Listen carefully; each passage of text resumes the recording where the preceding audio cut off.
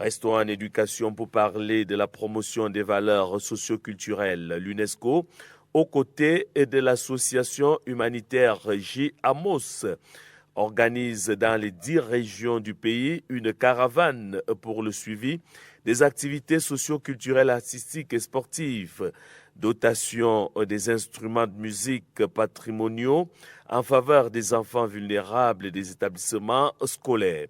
Dans la région du centre, la caravane qui s'inscrit dans le cadre du programme pluriannuel de résilience au Cameroun a posé ses instruments à l'école publique de Mimboman et dispensaire au groupe 1.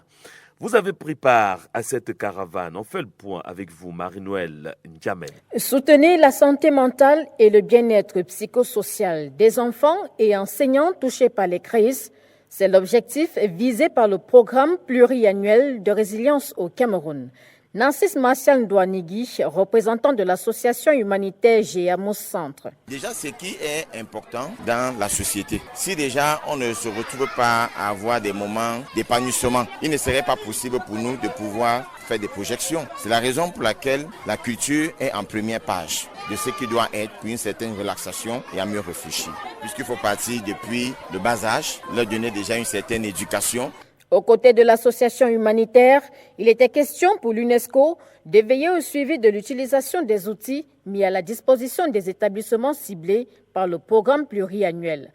Pascal Kamchen, facilitateur pour l'UNESCO. Il était question de faire un suivi de l'utilisation du référentiel d'animation des activités artistiques, socioculturelles, sportives et physiques par un certain nombre d'enseignants qui ont été formés dans le cadre de ce projet. Le projet, c'est le programme pluriannuel de résilience financé par Education Canada qui envisage de contribuer au renforcement de l'état psychosocial des enfants scolarisés vulnérables. Dans une ambiance bon enfant, les élèves ont dévoilé leur savoir-faire et savoir-être à travers des danses traditionnelles et activités sportives.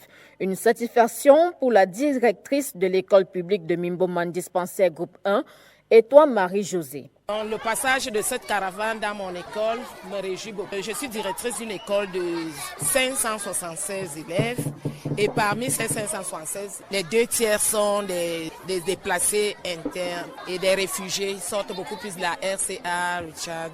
Dans les salles de classe, parfois, ils sont souvent timides. Mais aujourd'hui, la mine a changé. Moi, je ne les ai plus reconnus. Ils étaient tellement éveillés. Nous allons continuer dans la même lancée.